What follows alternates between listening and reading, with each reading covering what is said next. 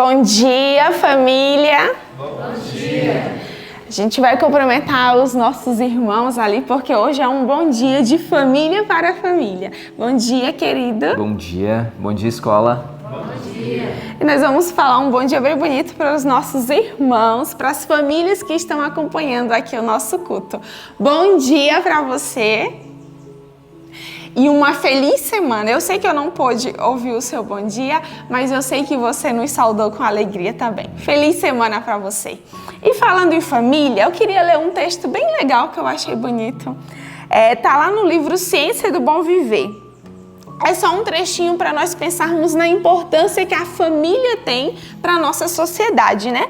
E, querido, eu quero ler esse texto com você. Está no livro Ciência do Bom Viver. É um pequeno trechinho que vai falar que a nossa sociedade, para ela ser uma boa sociedade, Deus já teve um plano ideal. E esse plano é o plano da família. Então diz assim: a juventude e a infância de hoje é que determinam o futuro da sociedade. E o que esses jovens e essas crianças são, depende do lar.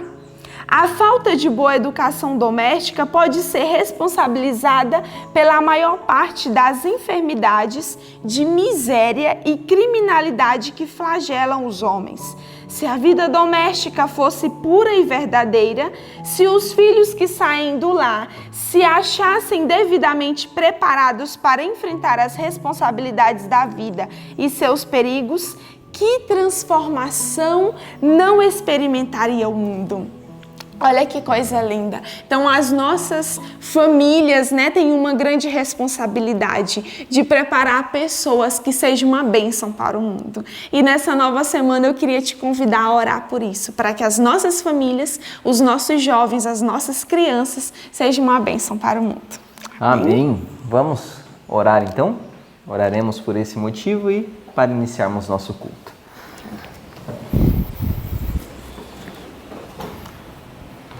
Senhor nosso Deus, muito obrigado por um novo dia que o Senhor está nos concedendo, uma nova oportunidade, a oportunidade de nós colocarmos nossa família diante do seu altar, nos consagrarmos e consagrarmos todos os nossos a Ti.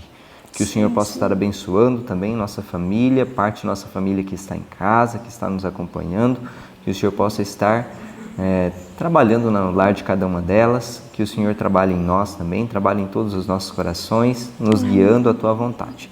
Dê-nos a Tua presença, nos conceda Teu Espírito Santo, que nós possamos, Pai, lhe oferecer um culto agradável neste momento. Em nome de Jesus. Amém. E agora, iniciando a nova semana, iniciamos também um novo verso e é uma nova oportunidade de termos mais um verso da Palavra de Deus em nosso coração para nos fortalecer nos momentos difíceis. E nós iremos decorar hoje qual texto? Está em Atos, no capítulo 4, versículo 29 até o 31. Atos 4, 29 ao 31.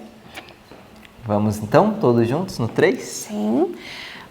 1, 2, 3. Atos 4, 29 ao 31. Agora, pois, ó Senhor, olha para as suas ameaças e concede aos teus servos que falem com toda ousadia a tua palavra, enquanto estendes a tua mão para curar e para que se façam sinais e prodígios pelo nome do teu santo Filho Jesus. E tendo orado, moveu-se o lugar em que estavam reunidos, e todos foram cheios do Espírito Santo, e anunciavam com ousadia a palavra de Deus. Atos 4, do 29 ao 31. Atos 4, do 29 ao 31. Agora, pois, ó Senhor, olha para as suas ameaças e concede aos teus servos que falem com toda ousadia a tua palavra, enquanto estendes a tua mão para curar, e para que se façam sinais e prodígios pelo nome do teu santo Filho Jesus. E tendo orado, moveu-se o lugar em que estavam reunidos, e todos foram cheios do Espírito Santo, e anunciavam com ousadia a palavra de Deus. Atos 4, do 29 ao 31. Atos 4, do 29 ao 31. Agora, pois, ó Senhor, olha para as suas ameaças e concede aos teus servos que falem com toda ousadia a tua palavra, enquanto estendes a tua mão para curar, e para que se façam sinais e prodígios pelo nome do teu santo Filho Jesus. E tendo orado, moveu-se o lugar em que estavam reunidos, e todos foram cheios do Espírito Santo, e anunciavam com ousadia a palavra de Deus. Atos 4, do 29 ao 31. Amém. Então nós temos aí uma semana para aprendermos esse verso e recitarmos com toda a cadência. Que Deus nos abençoe aí, que lhe abençoe também essa semana, que a semana seja uma semana de bênçãos para você e lhe acompanhe também no estudo da palavra agora. Amém. Uma boa semana e um bom estudo. Olá, queridos. Bom dia para vocês. Eu quero entrar na sua casa com uma oração nesse momento, para pedir a Deus que te abençoe, porque nosso assunto de hoje é sobre você. Vamos orar juntos? Quero orar com você. Santo Deus e amado Pai, querido Deus, Deus de Israel, eu lhe imploro que o Senhor, na sua misericórdia, nos alcance nestes últimos estudos que teu povo está fazendo na terra. Eu sei, Senhor, que o teu juízo está terminando e que precisamos, Pai Santo, colocar nossa vida em dia e que hoje é uma chance que o Senhor Deus nos dá, mais uma chance, de fazermos a coisa segundo tua vontade, segundo o controle da tua vontade. Em nome de Jesus. Amém. Abra sua Bíblia no livro de 2 Crônicas, capítulo 13 e 14, que eu quero te mostrar uma coisa tremenda. Que situação terrível é o povo de Deus entrar em apostasia. Você se lembra que ontem Joana estava falando que primeiro Satanás divide para depois conquistar? É uma realidade muito séria. É isso que acontece. Nosso povo estava dividido e brigando uns com os outros. Você percebe claramente no capítulo 13 a situação de Abias lutando contra Jeroboão. Eu sei que havia razão, e razão até eclesiástica, para esse tipo de situação. Mas no plano de Deus não era para que isso acontecesse. O plano de Deus é para que seu povo fosse, pela graça e poder do Senhor e do céu, um exemplo para as outras nações. Um povo pronto e disposto para Deus usá-los. Mas agora eles estão perdendo tempo brigando entre si. Por quê? Porque a apostasia chegou. E nós encontramos aqui as reformas de Asa, não é? No capítulo 14 você encontra as tremendas reformas que Asa tinha feito, como ele tinha agido diante de Deus. E no capítulo 14, verso 11, nós encontramos um clamor muito lindo que eu quero ler para você. E Asa clamou ao Senhor seu Deus e disse: Senhor, nada para ti é ajudar. Quer o poderoso, quer o que de nenhuma força, ajuda-nos, pois, Senhor nosso Deus, porque em ti confiamos e no teu nome viemos contra esta multidão. Senhor, tu és o nosso Deus, não prevaleça contra ti o homem. Gente, quando eu leio as palavras e a confiança que esses homens tinham em Deus, meu coração estremece. E você sabe que Acabe também subiu ao poder. E Acabe, o ímpio rei, que se casou com a ímpia Jezabel. E no meio desta cena toda, nas montanhas de Gileade, abre correndo sua Bíblia agora no livro de 2 Reis, corre lá por favor, não, 1 Reis, corre em 1 Reis capítulo 17, você vai ver a primeira vez sendo tocado o nome de um homem das montanhas de Gileade, um grande cristão. De quem que eu estou falando? Hoje é dia de falar sobre Elias.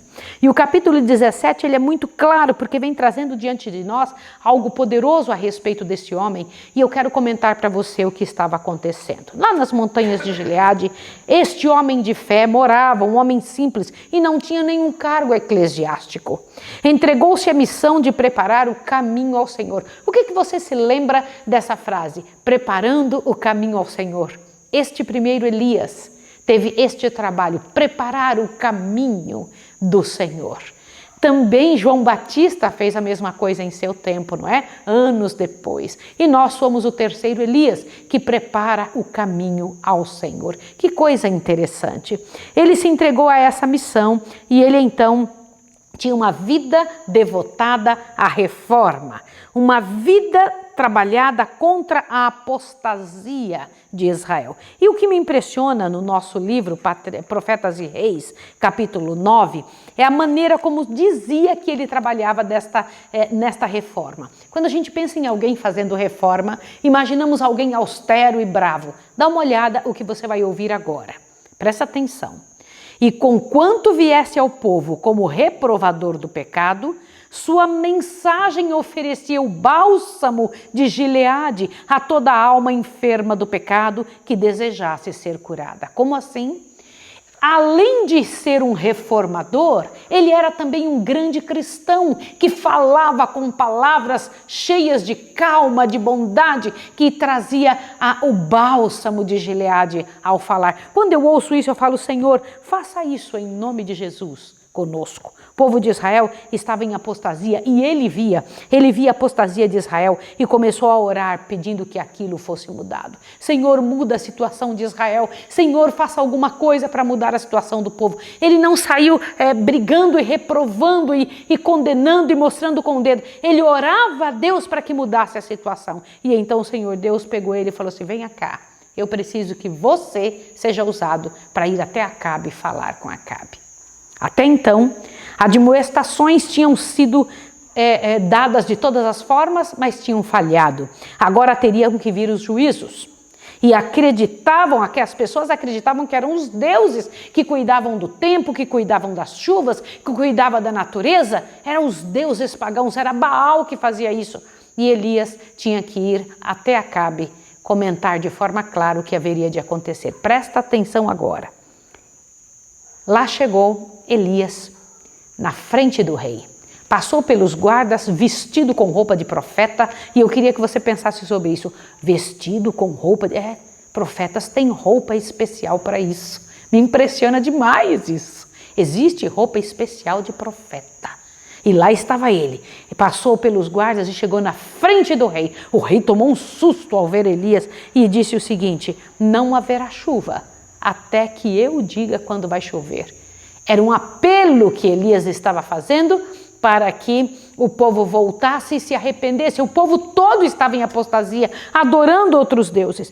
O rei ficou tão atônito que quando olhou, Elias não estava mais e mandou procurá-lo cheio de ódio. Só que o Senhor Deus já tinha dito, corre, vai até Querite, se esconda ali e fica quietinho ali.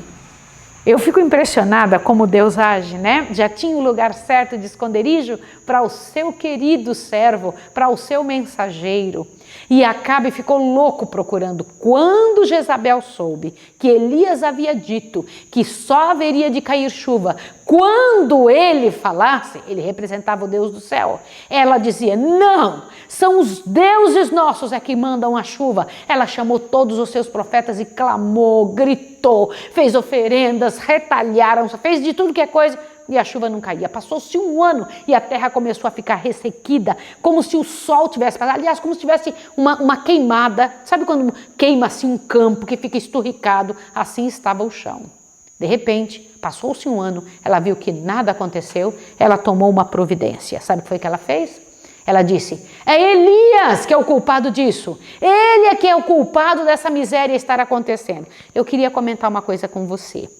Você não acha interessante essa história?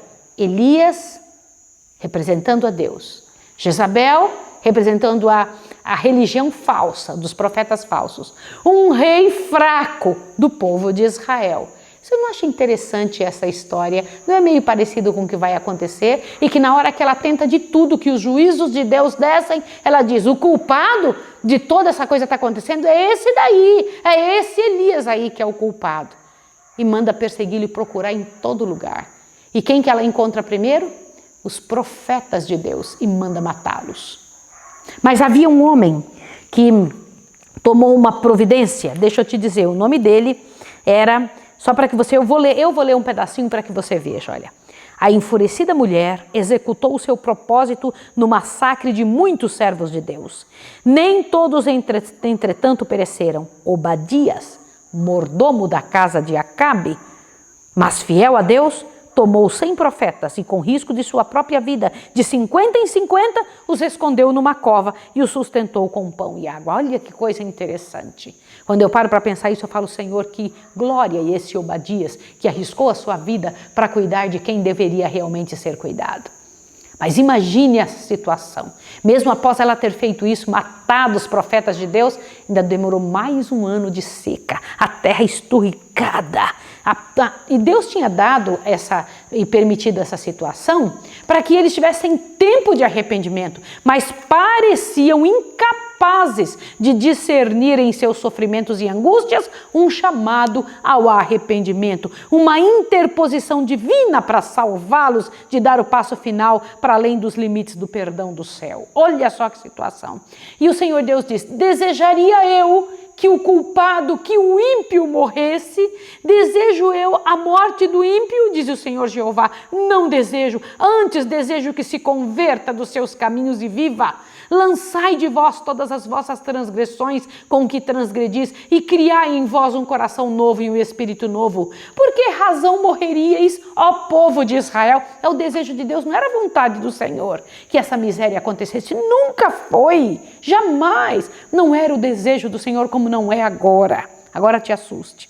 Tivessem eles aceitos esses apelos, houvessem retornado de Baal para o Deus vivo, e a mensagem de juízo de Elias jamais teria sido dada. Irmãos, que coisa impressionante, impressionante. O desejo de Jezabel era calar Elias, como se calando Elias pudesse impedir o cumprimento de suas palavras. Isso é tremendo. Irmãos, a história de Elias é uma história que me chama muita atenção, porque é uma história que vai acontecer daqui a pouco de novo comigo e com você. Foi por isso que eu comecei hoje dizendo que eu vou contar um pedaço da sua história, e é verdade. Olha como termina o nosso estudo de hoje. Para o ferido Israel só havia um remédio: afastarem-se dos pecados que haviam atraído sobre eles a mão punidora do Onipotente e tornarem-se para o Senhor com o inteiro propósito de coração.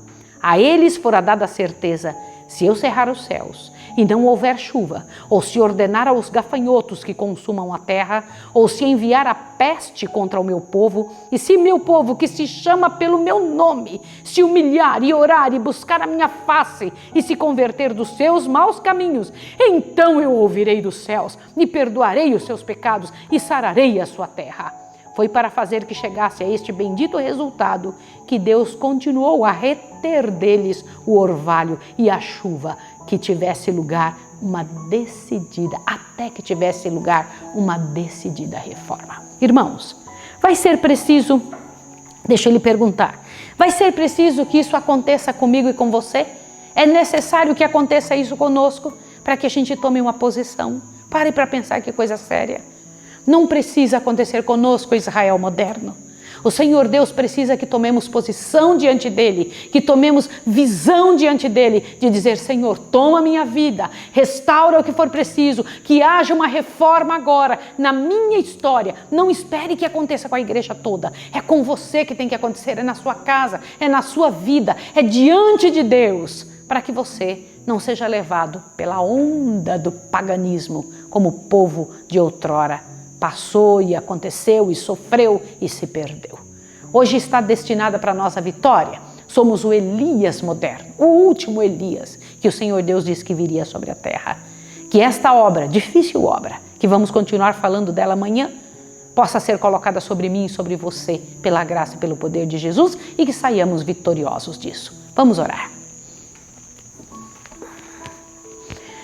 Santo Deus e amado Pai, estamos começando a história de Elias. Que história tremenda. Amanhã vamos estudar mais um pedaço, mas hoje eu quero te pedir, Senhor, que seja um dia de exame da nossa vida, para que em nome de Jesus nós não estejamos entre os profetas de Baal, que nós não venhamos, Pai de amor, adorar aquilo que o Senhor condena, que nossa vida tenha o sentido que o Senhor pensou, que o Senhor produziu, e que em nome de Jesus nossos lábios sejam usados como foram de Elias em seu tempo.